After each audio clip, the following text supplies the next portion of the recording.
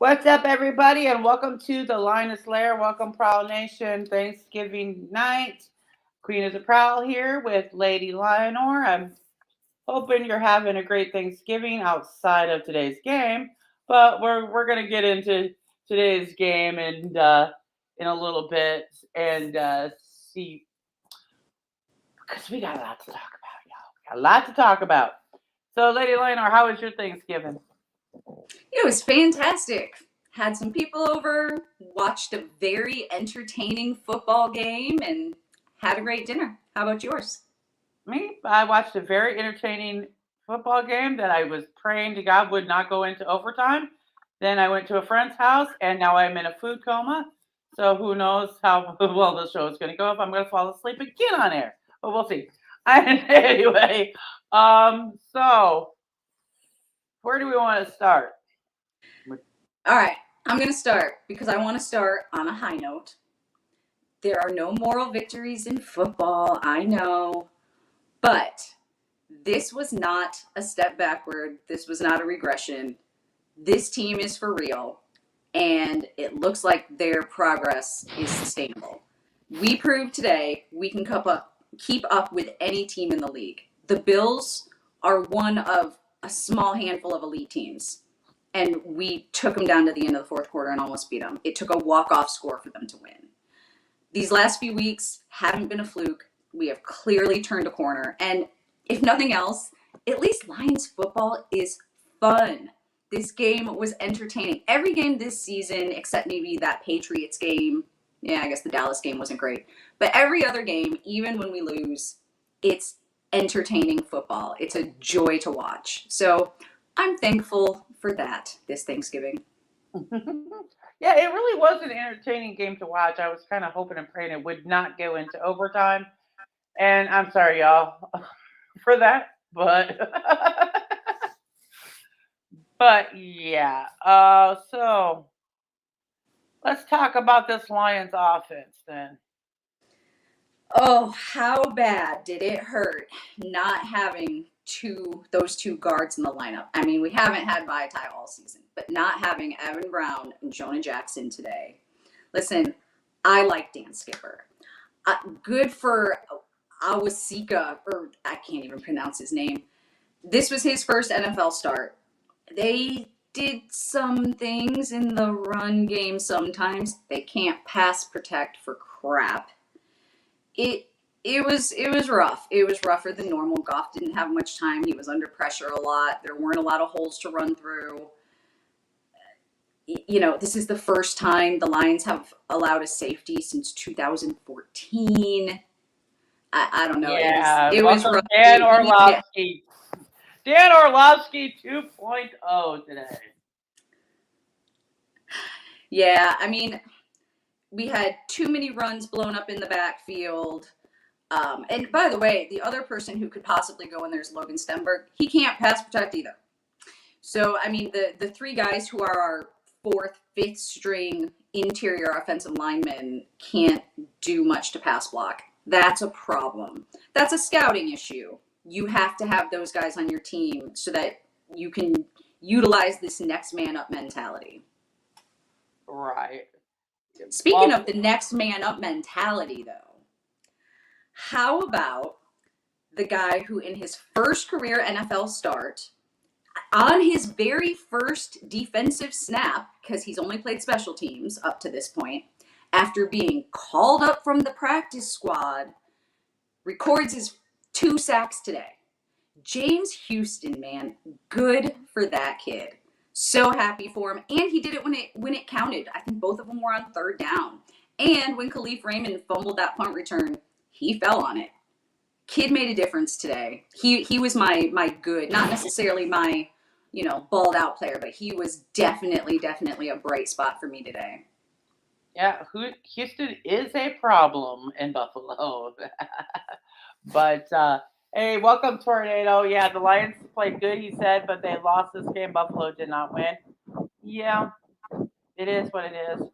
I kind of agree with that. The Lions kind of kicked themselves in the butt, and they See, was I think just that's a good thing because if we can just clean up some of that stuff, this young team lacks discipline. We know that. It's one of the things they're working on. And it is definitely one of the areas in which we've seen a lot of improvement. They're going to get there. And when they do, they'll be able to beat anybody. Mm-hmm. Grandizer, happy to hear. Hope to hear your takes. But moderating Sports and Stars with Jade, her game is about to start. We wish her not so much luck today. Oh, I'm kidding. No. Say hi to us. Say hi. I am rooting for the Patriots, but I'm actually going to hop into Jade's chat as soon as we get off. Yeah, so. But yeah, so, whoo, man, I'm telling you, the first safety since 2014, Dan Orlovsky 2.0, and what I think that was on Austin Bryant that led to that, who also decided to have a fun ending to our game as well. Yeah, when he had a roughing the passer penalty on a catch that should have been called no good. Yeah, it should have brought up a 3rd and 10. That was, and it was so blatant. I mean, once you touched him and the ball was out, what are you wrapping him up for? I was confused. It was a bad play. And then he decides to put the icing on the cake the very next play with failing to cover and leading to the Bills' touchdown. Yeah, I mean, he was kind of a mess all day. I found it pretty hilarious that James Houston's first sack, it was because he came in for Austin Bryant. Austin Bryant needed a breather, and James Houston subbed in and got his first sack on a Bills 3rd down.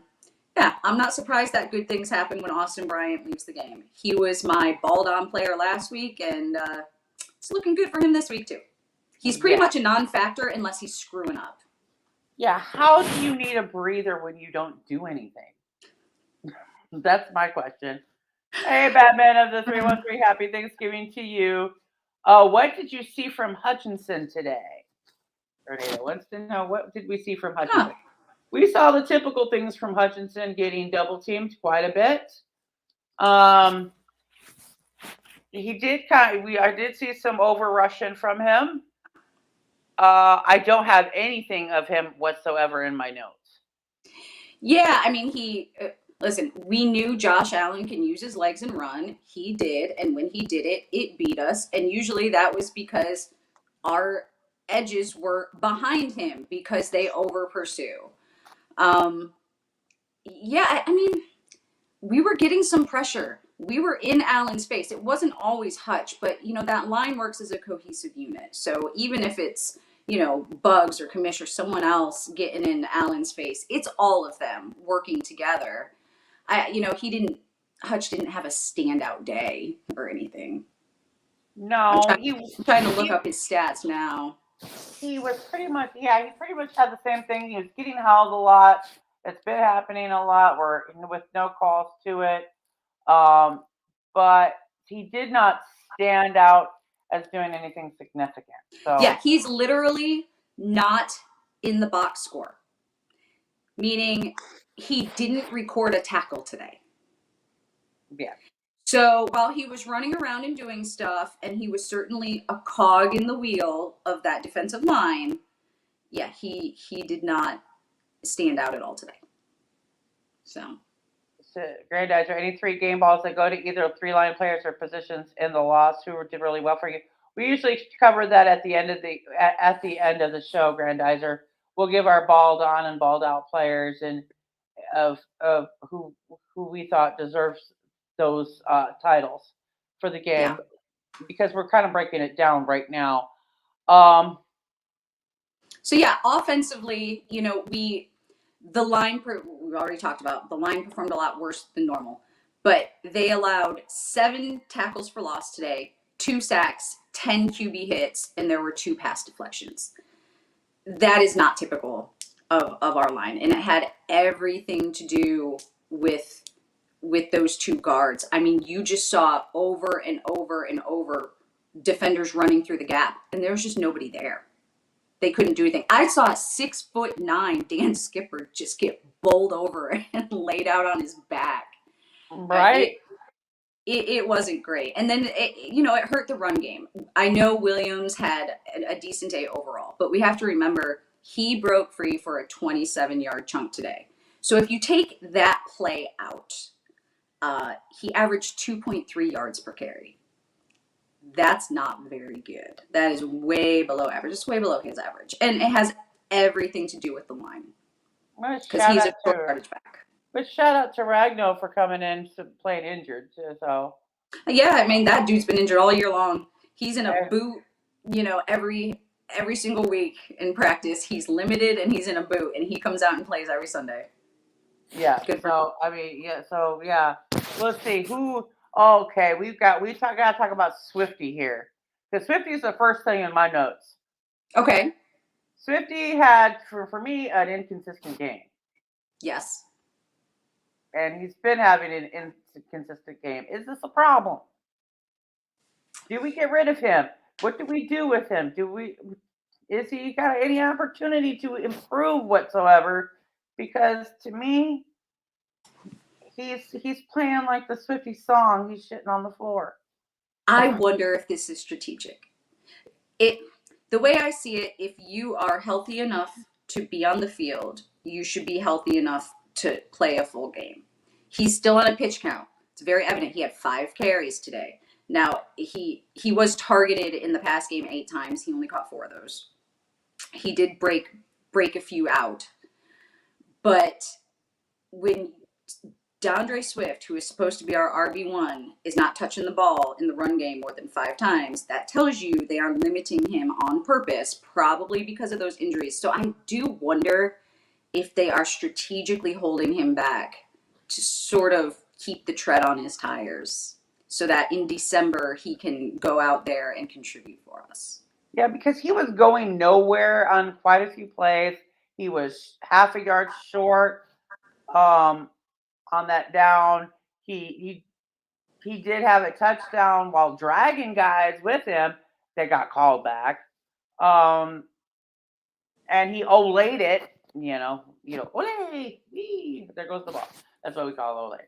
And then he did have the 2-point conversion on the Shark touchdown, which baby Shark, again gets a touchdown, but then he also has the same inconsistent game, in my opinion. Yeah, Shark had interesting. Would it surprise you to hear that this was Amon-Ra's first touchdown since week 2? Because it is. Amon-Ra, I mean, he has been steady as a rock for us, but today was his first touchdown since week 2. His 122 yards is also a career best for him. It's a career high. Amon-Ra had himself a game. He was Mr. Dependable. 3rd and long, no problem. It's going to Amon-Ra. Not only that, the Bills knew it. They knew it was going to him, still couldn't stop him. It was impressive. Between him, Williams, and not Reynolds. What's his name? Oh, Khalif Raymond. Yeah.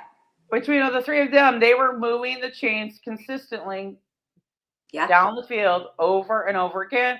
Williams showing out with touchdowns again, and a fumble he did make his 2nd ever fumble. Who fumbled? Williams. Yes, he did. I can't even hate on him. Like, yeah, he made a mistake, but he's been the guy. I mean, I'm not even gonna drag on him for the fumble. But an interesting stat that came up today is that Jamal now has as many rushing touchdowns as he did his 4 years in Green Bay. That's a good stat. All right. So, yeah. Good. So, there you go. The only other thing I have on offense was Badgley's missed field goal. It was his first miss of the season, not just as a Lion. He played that game with the Bears too, and he was perfect. And we can thank the announcer for jinxing that by bringing up like this guy never misses. and Yeah. blah, blah, blah, blah, You can't blah. say that, man. Don't say that. And then he's like, yep, that's on me. I blew it. Sorry, guys, whatever. And then even the Bills were having a rough time for a long time after that with the same thing. Yeah. Hey, Al Torrey. Hey, Michael Huck. Hey, RV Jackpot. Welcome, you guys. Yeah, we're going into that. Okay, so yeah, in the offense, how about the poor clock management in the 2-minute drill in both halves? Yeah, let's okay, let's talk about the end of the game. Because at the beginning, I the very top of the show, I had sort of the silver lining. Even though it was a loss, it is proof that this Lions team can hang. They are definitely going the right direction. Here's the downside. They're still figuring out offensive play calling. And I know it's going to be trial and error, but there's been a lot of error and there's been a whole lot of repeating the same mistake. And when you throw a rainbow ball to DJ Chark on, X and long or whatever, X and 1, whether it's 3rd and 1, whatever, 2nd and 1, I don't care what it is, short yardage situations. That might be the right play call, kind of in a vacuum, but for the Lions, Jared Goff has proven he can't execute that play. So when you are in a critical situation, and it is a critical short yardage situation, that is not a play, that shouldn't be your go-to play. And we've seen it a couple times. Yeah, why are they insisting that Goff can do a deep pass? This is just, it's irritating the shit out of me. Yeah. It stalls drives, and today it may have cost us the game. I mean, it was 3rd and 1. It was our final drive in the 4th quarter. It was that field goal drive that we ended up kicking to tie it. We were at the Bills 32. There were only 30 seconds left. He pitched it all the way down. The ball hit the ground at like the 6-yard line. He threw it to the outside and behind Shark. Shark was, in man on man. He could have beat that. I don't know if it looked like a miscommunication, because if Shark would have turned around, he could have gotten that ball pretty easily.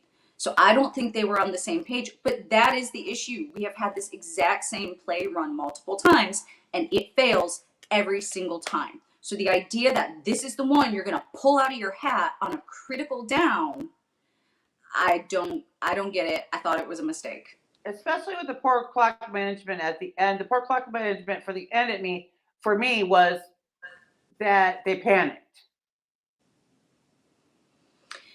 Yeah, Dan Campbell's press conference, he sort of talked about trying to walk this fine line between giving yourself enough time to go for the touchdown, and then when it came to 4th down and we were still so far away, it looked like it wasn't going to happen, you eventually kicked. But obviously that was not their plan. They wanted the touchdown. And you also know what Josh Allen can do, because the dude is an alien. He's superhuman. He's so good. You can't leave him 23 seconds. That's too much time. And that's what we ended up leaving him. So I understand him wanting to run the clock down. I get it. Mm-hmm. But I do. But they also panicked on that quite a bit, where they could have took their time. They didn't. They rushed a few plays to try to get things off. You can't be doing the deep to intermediate passes at the point. I think they were trying to figure out how to incorporate a hurry up offense into what they were doing, and that's just not their skill set whatsoever. I mean, the hurry up offense is just so dependent on really good communication and everyone being on the same page. And we've seen them do it efficiently. Goff does seem to get rattled. We talk about it a lot. When Goff is comfortable, things go smoothly. I feel like when he gets a little rattled mentally, things start to fall apart. And yeah, I mean, I think we may have seen some of that today. He wasn't awful. I mean, Goff was awful today, because I watched Goff get sacked. I don't know how many times. That's not necessarily his fault. That's rarely on his fault. I mean, it's not rarely all his fault. I'll give that to you. But he also was making multiple bad throws, play after play after play. in certain spots of the game. He was also trying to deep pass this to Shark. We know this doesn't work most of the time. You also, I watched him in the one thing, he spun around like the blind ballerina. Like, I have no idea where I'm going. He did actually get the pass off, but still, like, how do you make yourself spin in a circle as a quarterback? Yeah, but that spin got him out of a sack and allowed him to Yeah. get the ball out of his hand. So yeah, it may have fallen incomplete, but at least we didn't lose yards. So I know it looked funny, but it was still like, to me, there was a lot to be desired out of Goff in this game. I don't think he led it as well as he could have. Yeah, if for all those bad throws, he had a lot of good ones, and a lot of the chunk plays that came, especially in the passing game, came on yards after the catch because he was doing what we want him to do. He was checking down.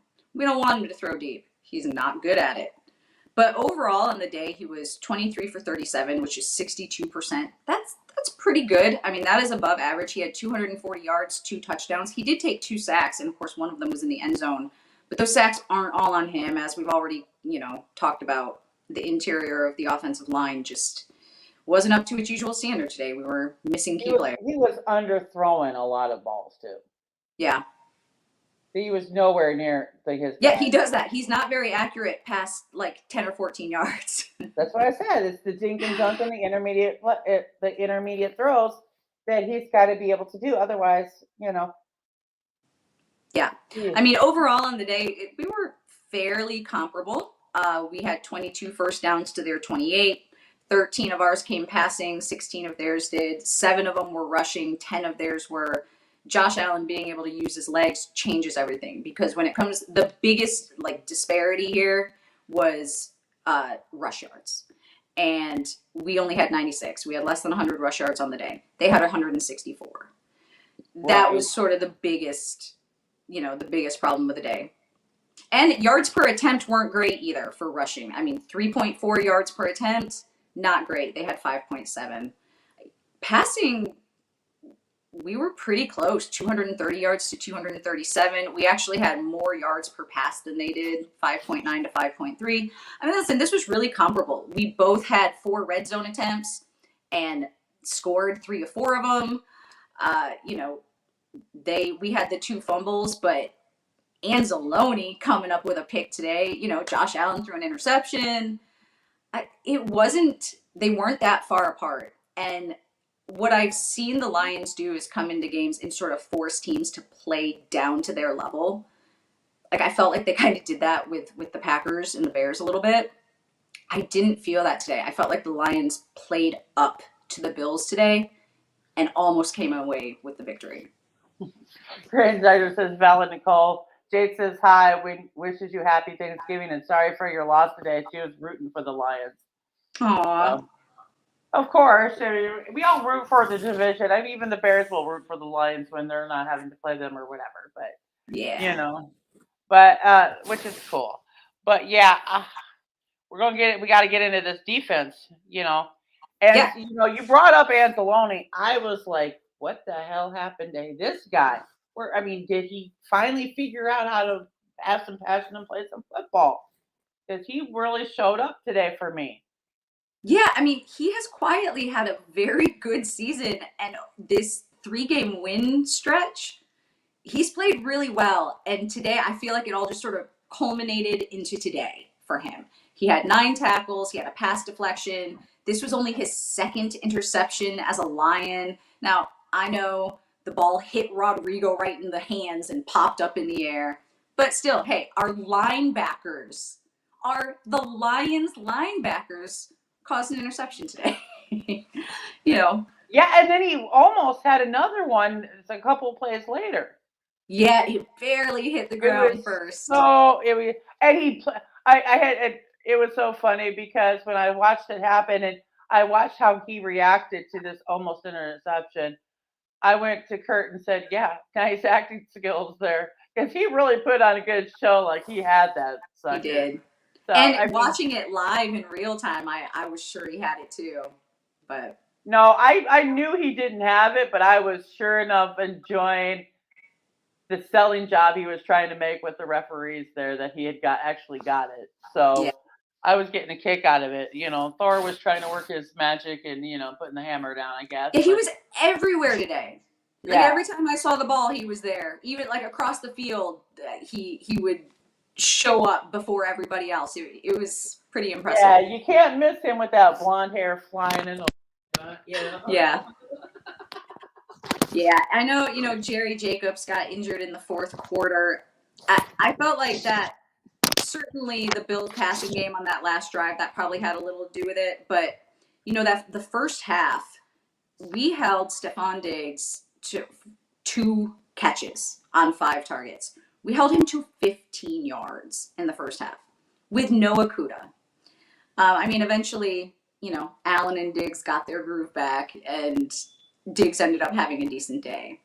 But the secondary could have been worse. Yeah, that's true. Oh, Lions Rumble with a 1999 Super Chat. Happy Thanksgiving, Belle and Nicole. Digging the Lioness Lair podcast. Hashtag Happy Thanksgiving.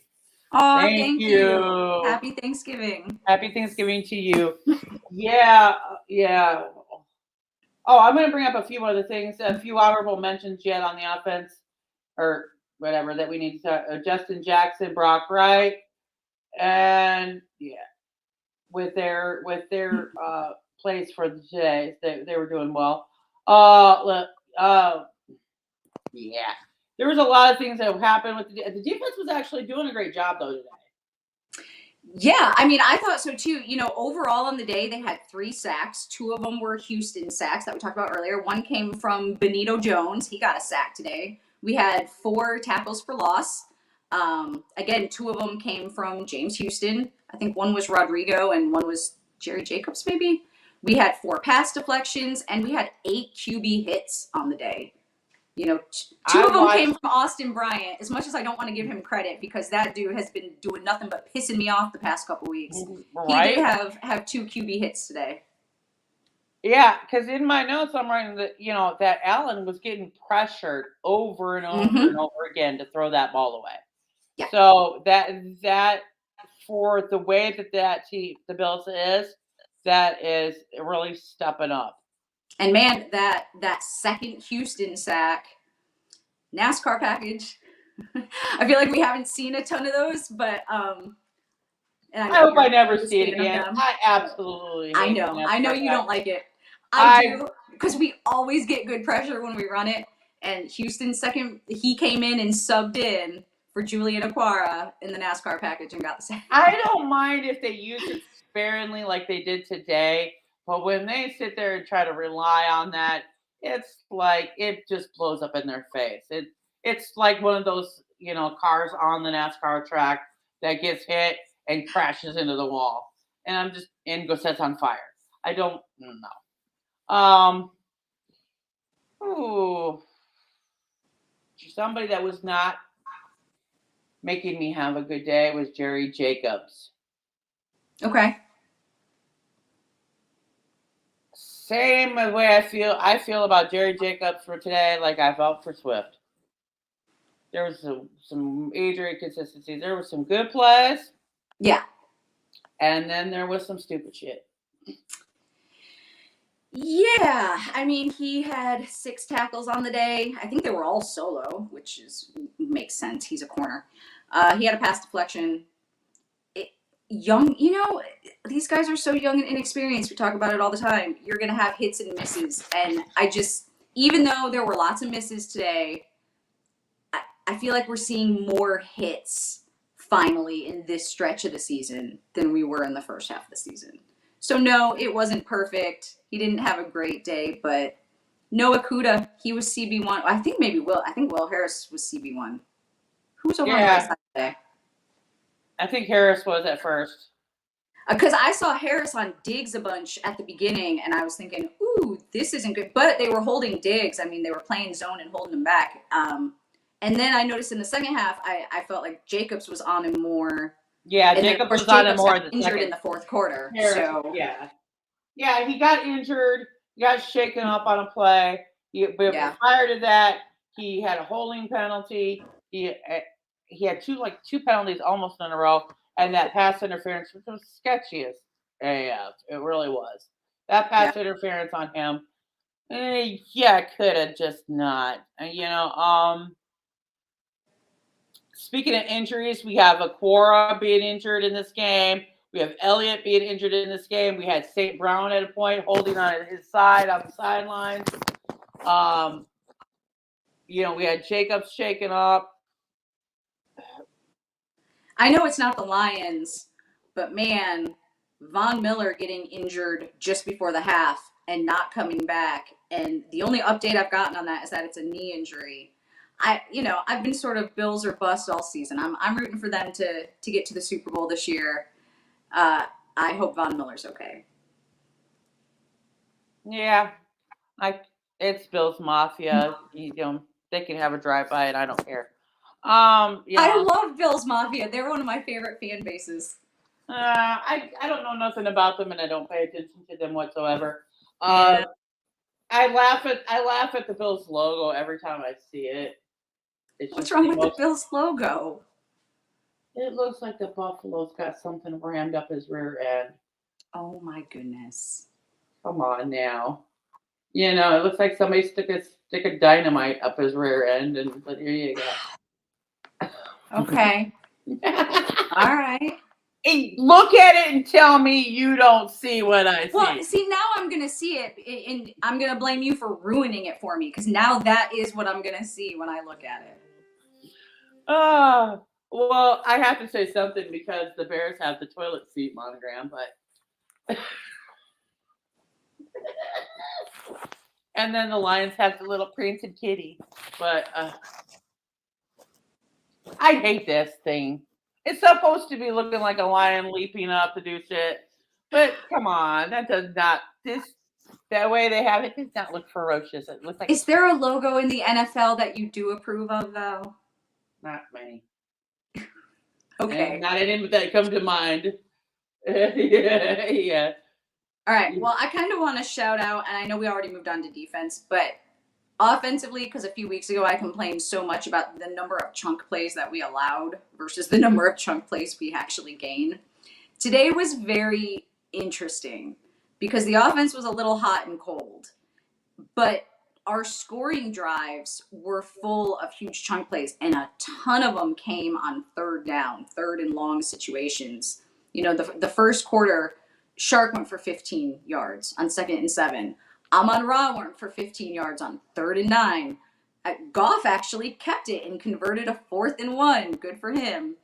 That was the drive that ended with a Jamal touchdown. In the second quarter, again, Jamal, we converted 4th down. We converted every 4th down attempt today. We went 3 for 3 on 4th down. James Mitchell sighting again, 22 yards on a 2nd and 3. Swift had the crazy touchdown that was called back, and then the play action pass to Amon-Ra for the touchdown. Can we talk about the cursed third quarter? Because I had people over for Thanksgiving, and we were watching the game, and they're like, hey, you come out of the half, you got to come out strong. And I said, we're entering the doldrums. The Lions don't do good things in the third quarter. And sure enough, the Lions didn't do great things in the third quarter. Even the announcer of the game, Nance or whatever his freaking name is, Dunstan Nance or whatever his name is. Jim Nance. Yeah. And Tony Roma. Yeah. Nah, whatever.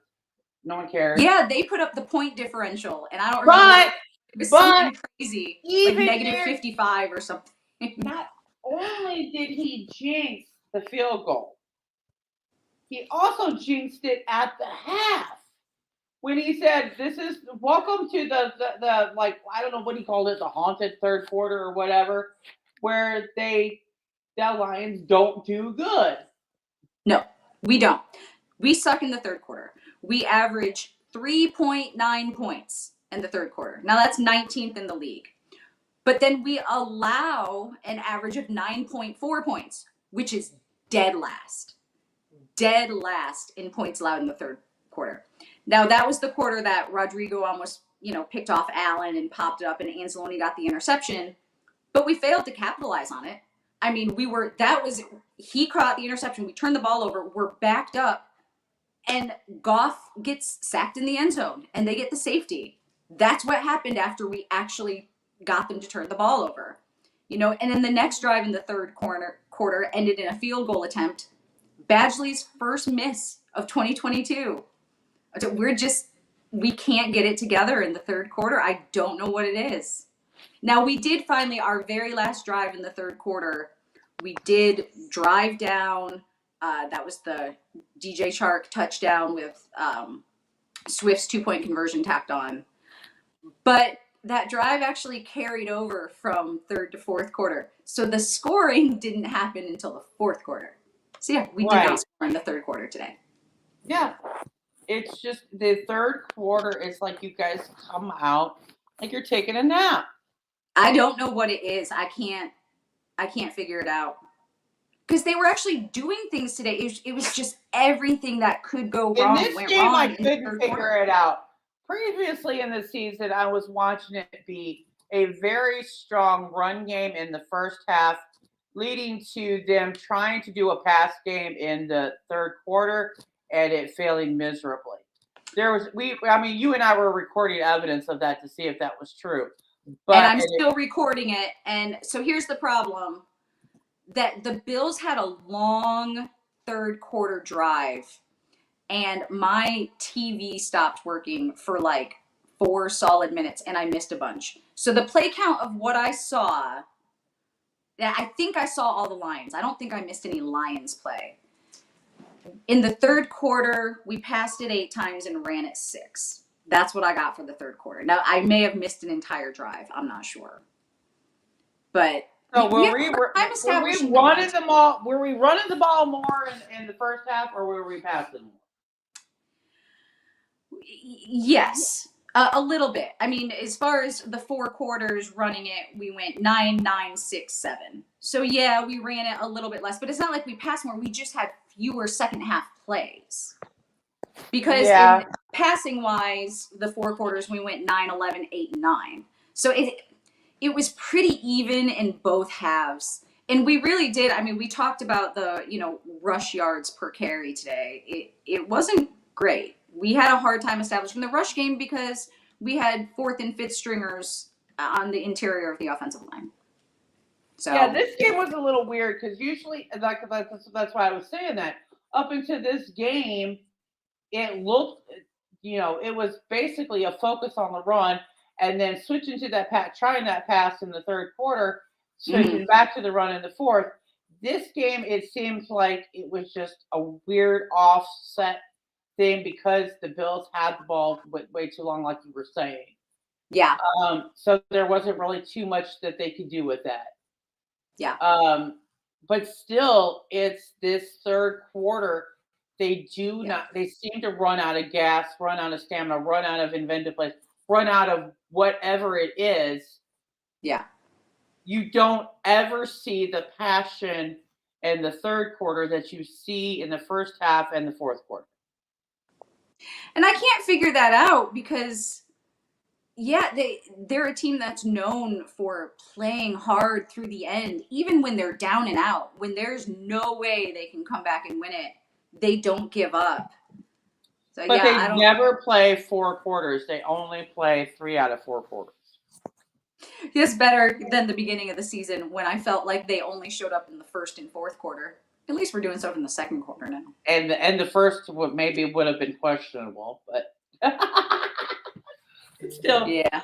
I want to give a shout out. We got to give a shout out to Barnes today for making a play where he batted it out in the end zone, so preventing a touchdown. So that was Jim's boy. So we got to give him some credit today. But yeah, this and Sewell with his false start. That's the other part of this game that kind of was messing things up at the end of the game. Yeah. Too. So yeah, they.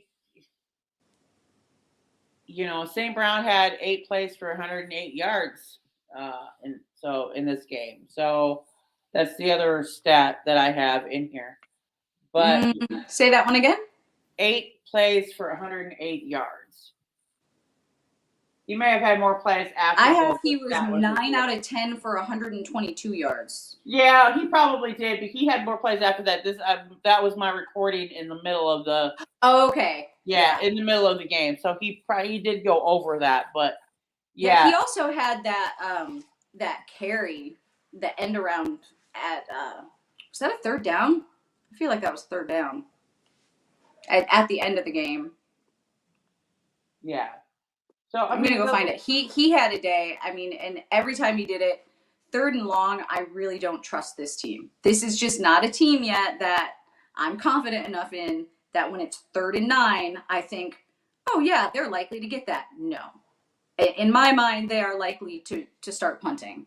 So to see them pick up this many, not just third downs, but like more than 5 yards on third down in pressure situations, made me feel a little more confident going forward. Now, the only other problem I had in this game had nothing to do with the Lions or the Bills. I'm sorry to interrupt. The end around to Amon-Ra, that was on 4th and inches. That was a 4th down conversion on our last drive of the game. Mm-hmm. So it wasn't just that it was a great play. It was a critical situation. Mm-hmm. And immediately after that was that incomplete deep pass to Shark. Yep.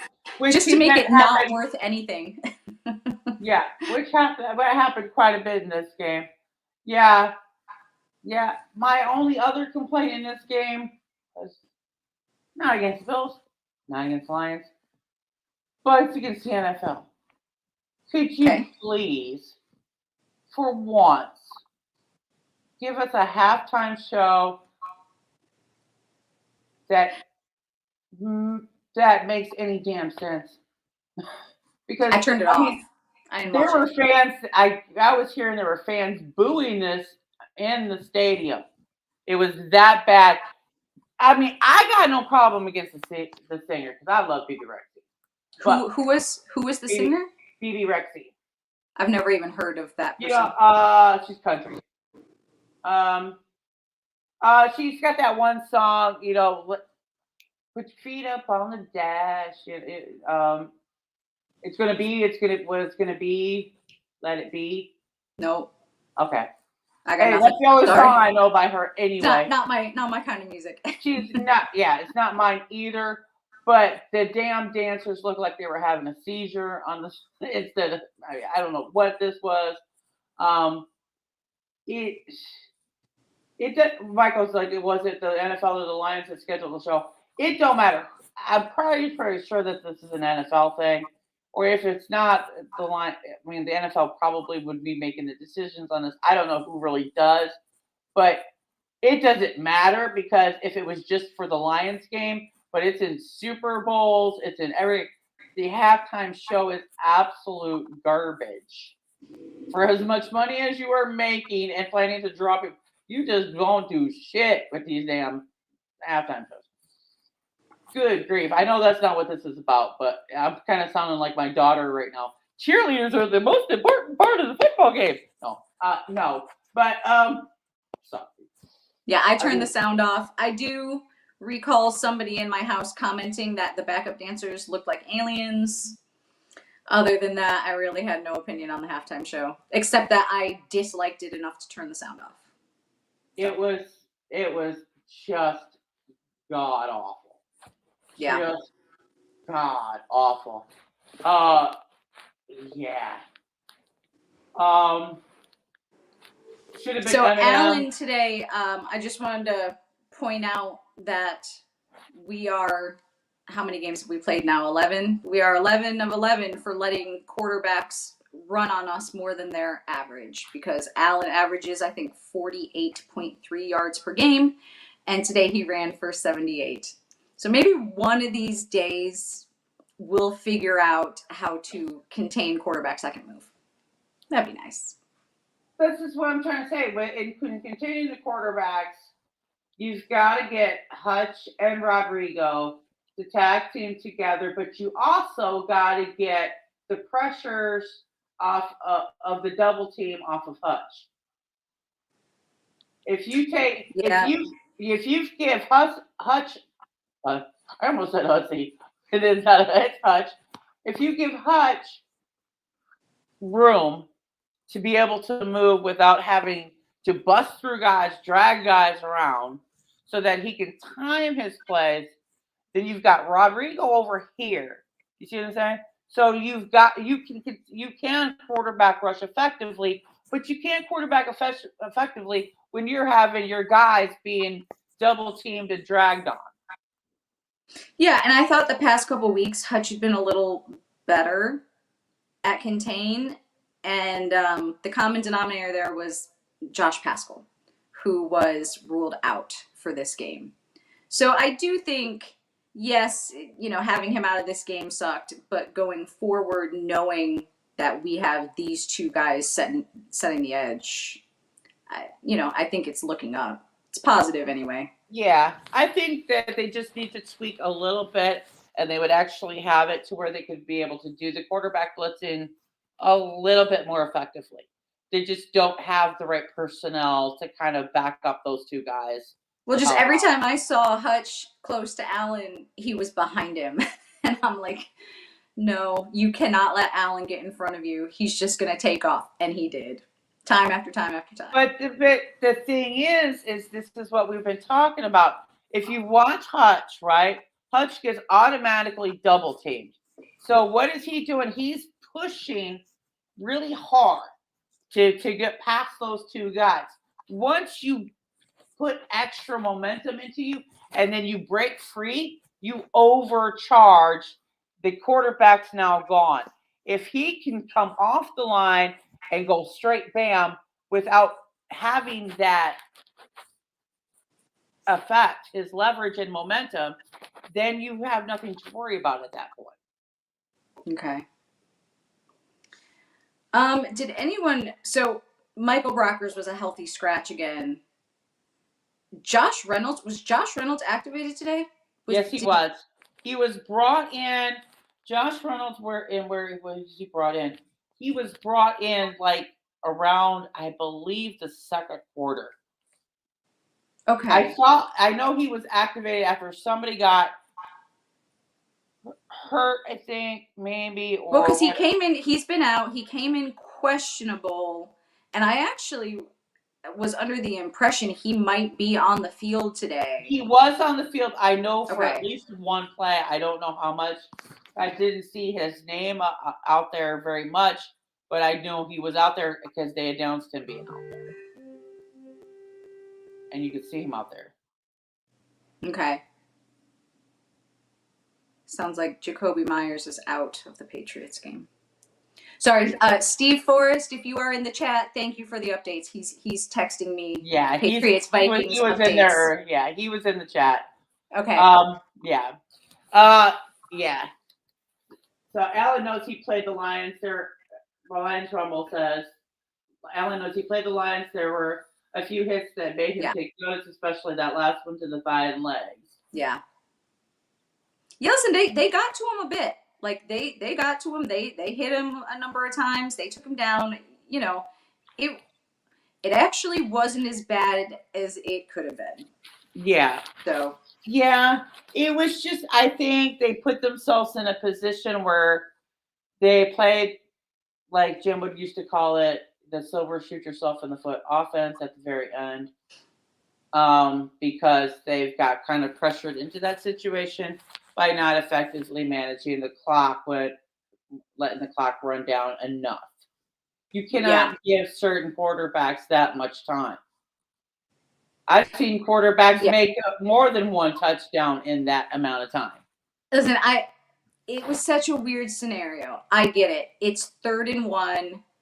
If you get the field goal, you tie. Then you're playing conservative. You're playing to send it into overtime. You want to go for the touchdown, but you had time and you had timeouts. Run the damn ball on 3rd and short with your back, who is number 1 in the league in short yardage situations. Let him do his thing. Like, he's proven he can do it. So then you do it. If you want to stop the clock, you can at that point. And you have more shots at the end zone. Yeah, by going for it deep on 3rd and 1 with that much time on the clock, you knew you were automatically stopping the clock. Maybe you didn't want to stop it there. Even if you'd scored the touchdown, you're still giving him enough time to get down. Is it less likely he scores the touchdown than, brings him down in field goal range? Yeah, but it's still Josh Allen. I wouldn't bet on that. So I understand in the moment what he did. I get the mindset. It's easy after the fact to disagree with it, although I really disagreed with it in the moment as well.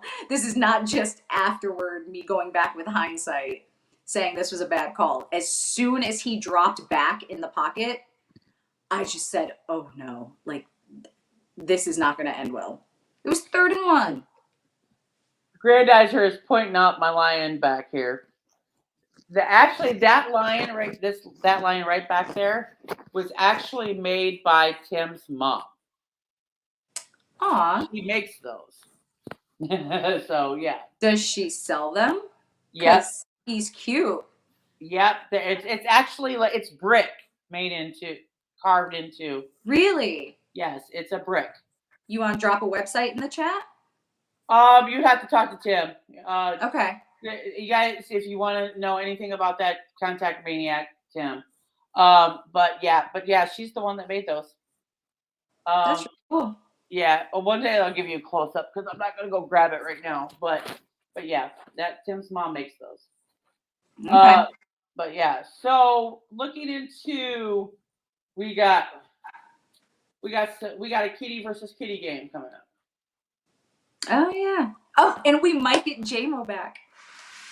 Nope, we won't have him. No, for the Jacksonville game? Nope, he's eligible to return in a few weeks. What now? Mm-hmm. Really? I mean, because I thought his eligibility, his evaluation clock started, 5 days ago? He has 21 days on the evaluation clock. But they can take him off at any time. Yeah, we won't see. Dan Campbell had already kind of said that you probably won't see him until the last couple of games of the season, if that. Okay, I thought we might see him the first game in December. No, because the last thing he said was we might let him see a couple of games in December, but they would be the last couple of games. Okay. I guess the last thing, I didn't hear what Campbell said. The last thing I heard, last night, or I think it was this morning, was Ian Rappaport saying he could be active week 13. He could be. He could be active at any time. Yeah. Because things could change at any moment. But the last thing that Campbell himself said, okay, was that. So I know Kurt wants to see him out there so bad because if he loses that bet, he's got to wear a Bears cap. So yeah. What are you wearing? I have to wear a JMO shirt. Okay. I mean, that's not so bad of a punishment, really. Nah, man, yeah, it's better than having to wear a Kirby Joseph one or anything like that. I think the dude's earned your respect. We're getting you into a Kirby Joseph jersey one of these days. No. One of these days. No, you can have a little bright spot in the road and still be a total troll. So, well, yeah. Nope. JMO shirt or Bears hat? Okay, Lance Rummel doesn't know what we're talking about. JMO shirt or Bears hat? Kurt Steele and I have a bet that JMO will play at least one full game. He can't come in, make a couple plays, get injured, go out. He's got to play the game, one full one, before the end of the season. If he does not, Kurt has to wear a Bears cap on the Free for All Friday, and if JMO does play a full game, I have to wear a JMO shirt.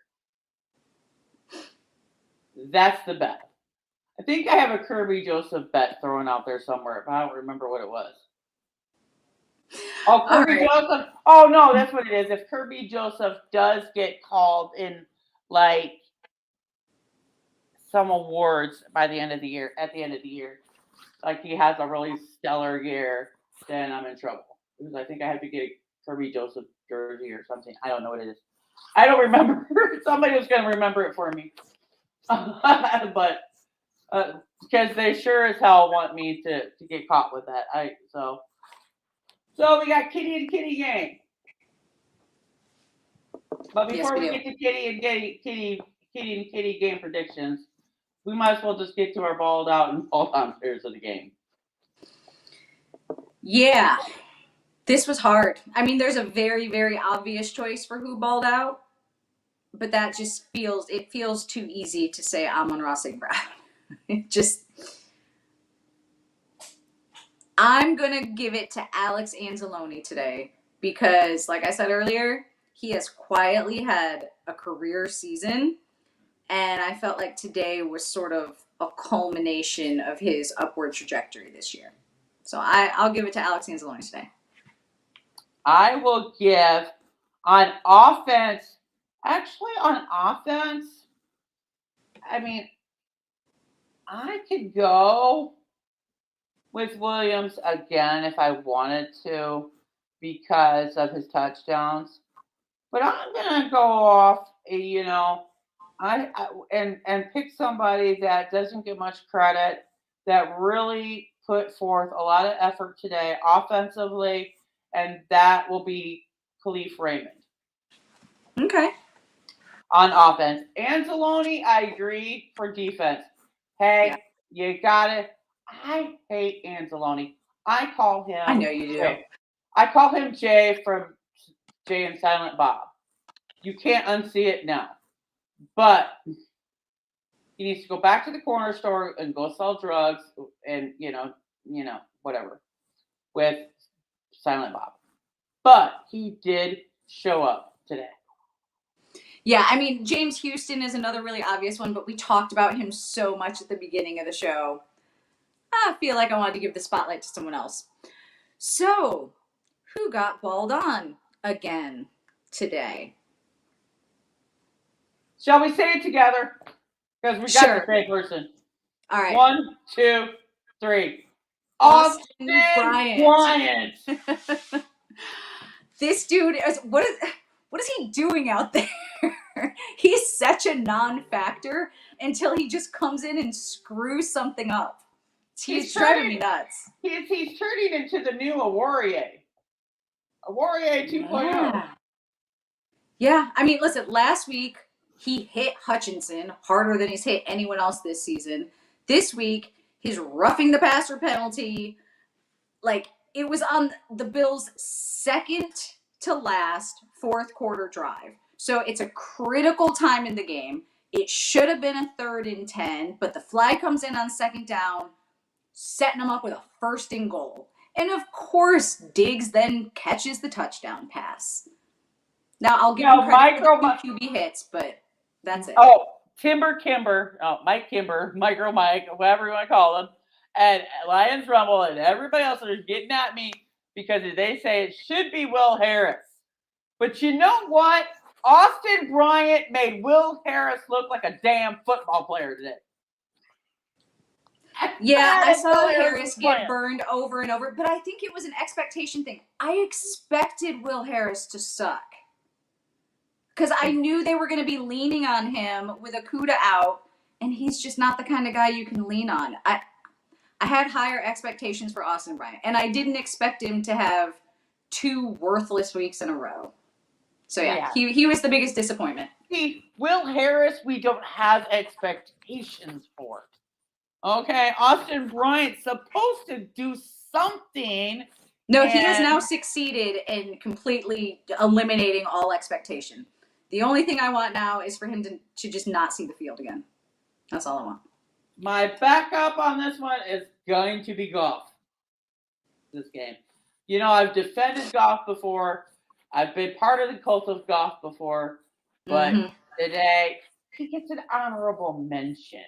Because there were a lot of things. He didn't have that bad of a day. Yeah, he did. He really didn't. Yeah, he did. Yeah, he did. But anyhow, so that's going to wrap it up for us tonight. Tomorrow morning, there will be no Free for All Friday. It will be a tribute to Jim at 11 o'clock live. We've got a whole bunch of people planning to show up, so we've got some, people. We are going to be taking a look at Jim's legacy here at Detroit Lions on the Prowl, and the impact that he has had since he started it. Then on Saturday, we will be releasing a video at 11 o'clock in the morning. It's not a premiere. There will not be a chat in that video. It's very short. It's under 10 minutes, but we're going to take a look at some of the key moments that have happened through Detroit Lions on the Prowl, showing who Jim was and the legacy he was trying to create. And we just want to thank you guys. We want to thank every person in the Prowl Nation family and who has participated in our panels on Free for All Friday to continue that legacy moving forward. So please come hang out with us, share your moments with us, and we hope that you continue to enjoy the rest of your Thanksgiving weekend. Don't do anything that I wouldn't do, but I would do a lot. That doesn't leave much out. Don't worry, guys. I know. Doesn't leave much to your imagination, but at any rate, we will see you again when the Lions face the Jags. So until then, have a good one, guys.